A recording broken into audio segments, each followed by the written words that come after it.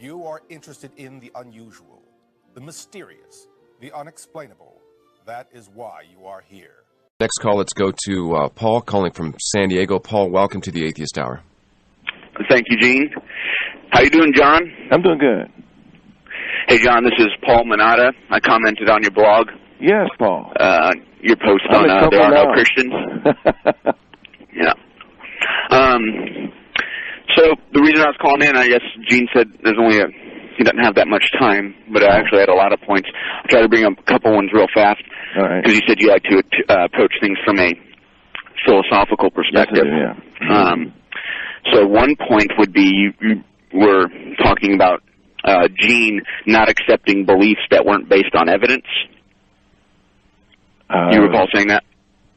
I don't understand just ask your question. Well, I was just wondering how you would avoid an infinite regress.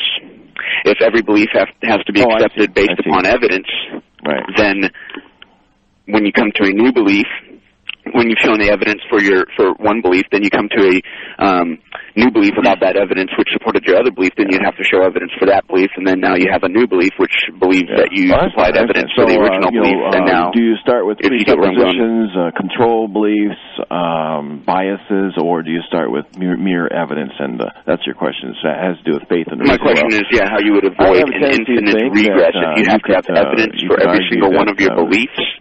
Your control beliefs do, in fact, control what you see and consider to be evidence. Yeah, I'm sort of on that line. Are you saying that you do not have to have evidence for every one of your beliefs, or are you saying that you do have to have evidence for every one of your beliefs? Paul said you don't have to have evidence for every one of your beliefs. Oh, okay. Okay, well, that's good. It sounded like you were sort of chiding Gene for not having evidence for his beliefs. No, not at all, really. For one of his beliefs, but he was just presupposing it. The second one that I bring up is that you had mentioned you didn't really know where the universe came from, but kind of just chance caused it. It just popped into existence from nothing. It just happened. Only because the alternative seems a little bit more far-fetched for me. I understand, but when you boil down what you're saying, when you analyze it, you're saying, well, it just happened. And so when you try to critique Gene or a Christian on these scientific questions about how they can account for light traveling to Earth, why can't they just be arbitrary like you and say, well, it just happened? I don't have to give you an answer. It just happened. It seems somewhat arbitrary just to go and say, well, it just happened. Good question. Let me answer that. When we're talking about the origin of existence, that's where it doesn't seem to me, I'm not a scientist. Ask the people who critique ID science, but it doesn't seem to me there's a lot of evidence for one way or the other. So I think that the philosophical answers are there. But when it comes to believing, say, that the stars are actually in the sky, versus saying no, it's just light. That's based on a philosophical assumption too, a very steadfast. Well, it was on the origin. Gene said that they were created with the light already hitting the Earth. So that's a question of origins, of creation, of the origins of the universe. So Gene could just say, "Well, I don't know. It just happened." So I'm saying, why do atheists get a free pass and are able to be arbitrary? Well, that's a scientific question about. We travel to the moon, and hopefully, maybe someday we want to travel outside the solar system. I think it's going to be difficult to do, but it's a creation question, right? Because if the Christian worldview is true, and let's say six-day creation is true, then that sort of answer would have to be. That type of answer Gene gave would have to be given. So it's a creation question. It deals with creation. So. It just would seem to me that science is based on, if you want to call them assumptions, you can. Some of the assumptions are that it all operates by one set of laws. If it doesn't, if the inside the Earth doesn't operate by what's on the ground, or what's on the ground doesn't operate by the same laws as what's in the starry heaven, then that's what science does. It's considered to be methodological naturalism. There's a natural explanation for everything that happens, and it's a method. For everything that happens, including the universe? I'm sorry? including the existence of the universe, because it just popped from chance isn't a scientific explanation. What? So you said a scientific explanation for everything that happens, and saying that the universe pops is something that happens. It's worked so well for us in the past to understand sicknesses and try to heal people that people must use that to try and figure out the origin of the universe. I agree with them, but I just don't think that there's a repeatable experiment that can show that nature is ultimate. I mean, so I would agree with you. I don't think there is a repeatable experiment that can show that the universe is ultimate. But they so basically I'm saying just on this point, and then I guess we could move on. You're just saying that you're allowed to be arbitrary when you selectively decide to do so, but then in other areas, people aren't allowed to be arbitrary.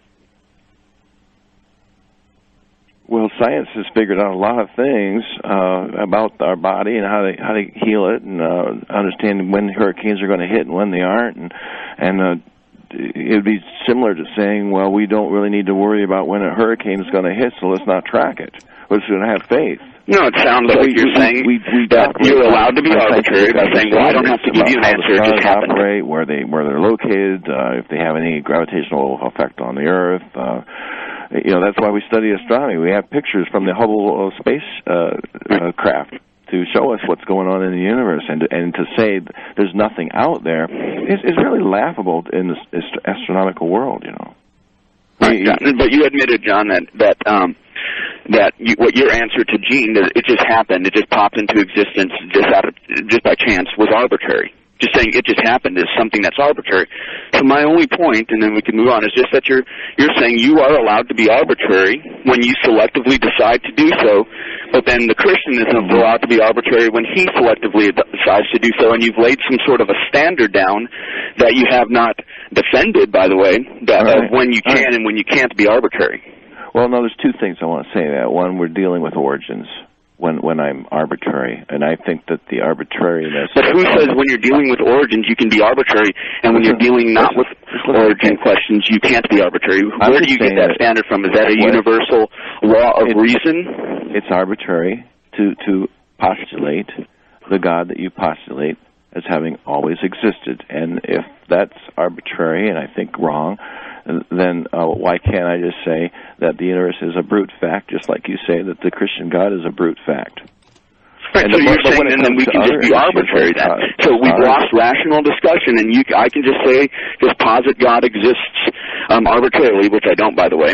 I say that a being who cannot lie told me that he has always existed. That's not arbitrary. But you're saying that I can just be arbitrary and you can just be arbitrary, so we've lost rational discussion. If you're saying, no, there are areas where we can be arbitrary, but then there's areas where we cannot be arbitrary, I would ask, is this a universal law of reason, or is this an arbitrarily imposed construct by you? If so, then we can just reject it. If it's a universal law of reason or a universal standard, I would ask you how that is even possible within your atheistic worldview. How do you get universal laws of reason from chance? The universe just popped from chance, and I don't know how it happened. Well, I don't know how it happened. That's the thing. But you don't know how God can always exist either. I don't need to. I don't need to know how he can always exist. That's fine. All I need to know is that he did. Right. Right. But what I'm saying is, how does a universal law of reason happen from your story of, I don't know how everything came about, but it just popped in by chance? Now, sometimes how do we have universal laws of reason? Did the humans just make them up? Did humans just make what up? Laws of reason. Well, we discover them, that's for sure. We discover them so they're existing. It's something that we discovered. We didn't invent. We discovered. So I want to ask how they came about. How is it possible in the atheistic worldview that there are universal laws of reason? Or is that an arbitrary answer? They just happened? They just came into existence? Well, what we consider reason corresponds to the universe as it exists. I mean, it all comes together as a coherent whole. The anthropic principle seems to lead to that we can see this order and we can understand this reason because the reason is there and we're here to observe it.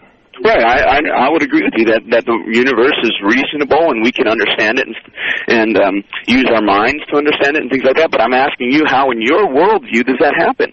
Is it just popped into existence? You don't have an answer for it, or is it just something arbitrary? Yeah, How given the worldview where you said you only know what you can experience, okay? You only know what you see in your life, and you said that's all I can go on. Well, your experience is finite and limited. Right. It's not absolute. Universal laws of reason are absolute, and they're not finite and limited. They're authoritative. They're invariant. That is, they're unchanging. But your experience is changing.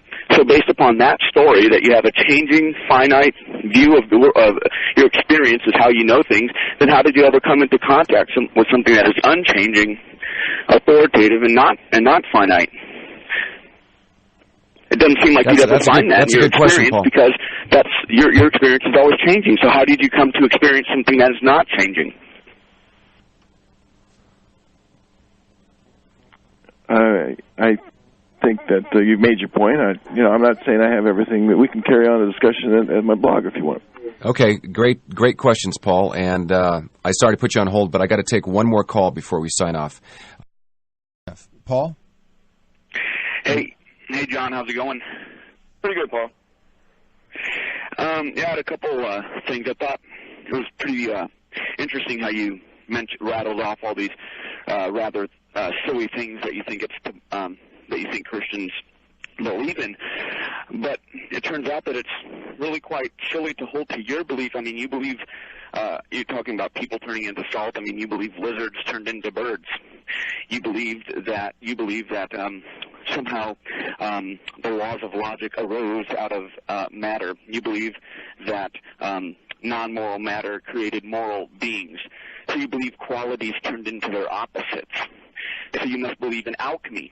See, we can come in here and make fun of each other's views and all sorts of things like that. But your position is actually absurd, since it doesn't even allow for the arising of laws of logic and things like that.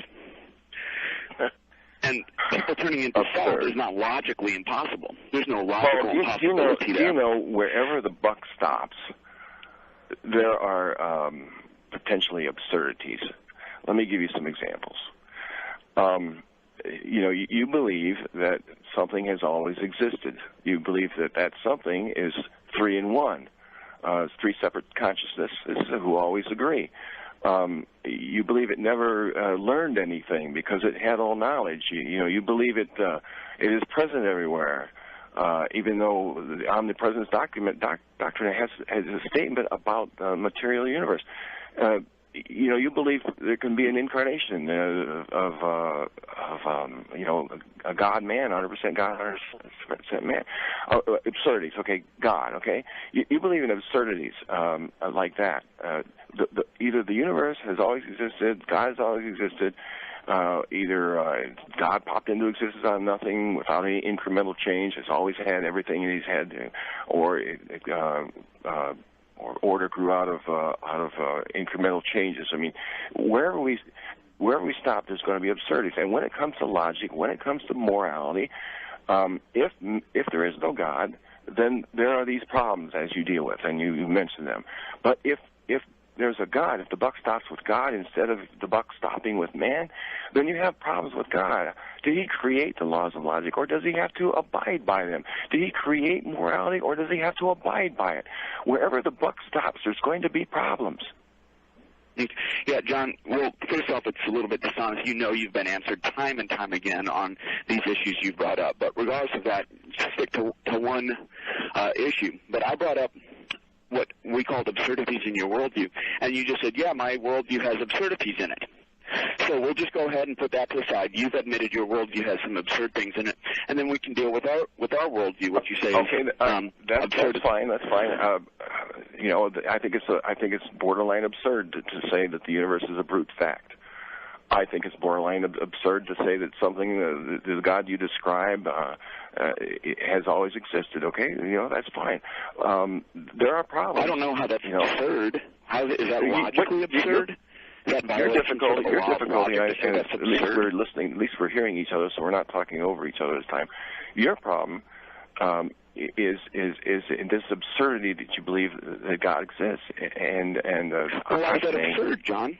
You won't even admit it. See, how is it? No, he's asking Johnny. You won't admit it. He's asking. How it's absurd that I believe that God exists. He's asking. How is that absurd? Yeah, how is it absurd? What is absurd about that? for something to always exist is just borderline absurd. You know, I don't know if it's absurd or John, not. you've said It's borderline. that 3 times in a row now. So go ahead and make your argument. You can't have an argument. This can't be an argument. It's just. I'm not trying to make an argument. I'm trying to talk about the level of confidence that you have. Okay. We're having a problem. I'm not sure if you're having trouble hearing him, Paul, but we're having a problem with you talking over the top of him. So we want to make sure he has plenty of time to respond. I'll give him time, too. I don't like talking over. I didn't hear him last time too well. That's okay. He's on a cell phone, and it's kind of low, so that's probably why. You still with us, Paul? Yeah. Okay. Go ahead, Paul.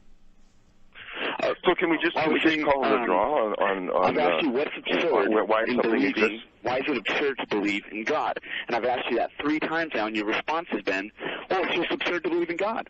And if we're going to debate like that, well, then guess what? Atheism is absurd, because it's just absurd, and I don't have to give you a reason. Yeah, the Bible is true just because it's true. I've heard you say that. When have you heard me say that? That's the Bible's absurd. true just because it's true. Can you go ahead and document that, John? Or? I have. I do. Where? Where have you documented it? Is this another unfounded assertion that you've made on this show? I mean, you're the one who believes that lizards turn into birds, non-moral things turn into moral things, non-rational things turn into rational things. You're the one who believes in alchemy.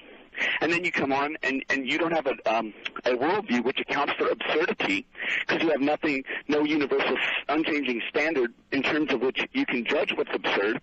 And then but you just want to forget that and then just call my worldview absurd. And when asked to give an argument for it, you go, well, it's just absurd. Well, let me ask you this, Paul. You believe God is a spirit, correct? Yes. All right. And we live in a material universe, correct? Incorrect. Not strictly material. What do you mean material? We live in a material Well, universe. creation itself is material, correct? No, angels were created. They're immaterial. Correct? Okay. All right. You believe that I'm resting my feet up on my desk and that's it's matter, right? You're resting your feet on your desk and the desk is matter? Yes. I have a body. Okay. Sure. All right. Now, tell me this. Answer me this. How can a spirit move matter? If there's a point of contact that's not spirit, you might have something called pantheism. Right. Maybe there's no matter, then you've got pantheism. Which is it? How does a spirit move matter? Well, I don't know the exact mechanics of the situation. But the fact that the spirit is all-powerful, and the fact that you have a view of causality, which just means that B wouldn't happen without A, then you can rationally make sense of that. I don't know the exact mechanics of how that happens. Right, but there isn't any, is there? The argument, since I don't know the exact mechanics of how something happened, mean that it's absurd? No, you've not shown any law of logic violated, whereby you can call it absurd. Well, you know what? There's a lot of things that might not be... might not violate laws of logic. I mean, there might be some things that we believe that are not necessarily logically impossible. Maybe it's logically possible that there's a pink elephant in my room that's in a different dimension. That's logically possible, right? So if we're talking about what's logically possible or logically impossible, there's not much we can probably point to, in those areas. But what we're talking about here is some kind of a explanation, some kind of a mechanism, some kind of probability here for how a spirit can move. But that presupposes pick up a chair, a mechanistic move it around view of causation and a physical view of causation. So you're telling me that your argument is to come here and assume a physicalist understanding of things, and if based upon that assumption, then God can't cause things?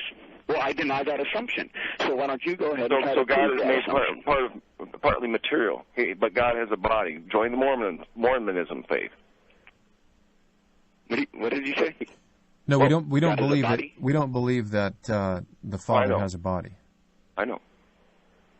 But I'm just asking. I mean, there are absurdities. That's what I'm saying. And the level of confidence that exists, I hear expressed. Tell me what's absurd, and you've not pointed that out. And I gave you the structure of your argument, which is this: if we don't know the exact mechanism or how something took place or how something could happen, then it's absurd. But that's obviously false. So you've not once demonstrated that something's absurd. But what you have done, you've admitted that you have absurdities in your worldview. So what I did is I laid that aside, okay, for everyone who's listening. John Loftus agreed his worldview has absurdities. Honest enough And to then admit it. I said, You were too show dumb me to know it. absurdities in my worldview. And your answer was, your worldview is just absurd. All right, So Paul. I'm glad you've admitted your worldview is absurd. I don't admit Yeah, mine is. go plaster that all over the internet. Use that in your next that's fine. discomfort. I don't admit mine is. And until you can give me an argument for why mine is, then it boils down to this. John Loftus believes in an absurd worldview. Paul Manata, Gene Cook, Steve Hayes, etc. do not. You're not being intellectually honest with me. That's okay. I haven't found you to be intellectually honest anyway. Okay, we're out of time, Paul. I appreciate the call.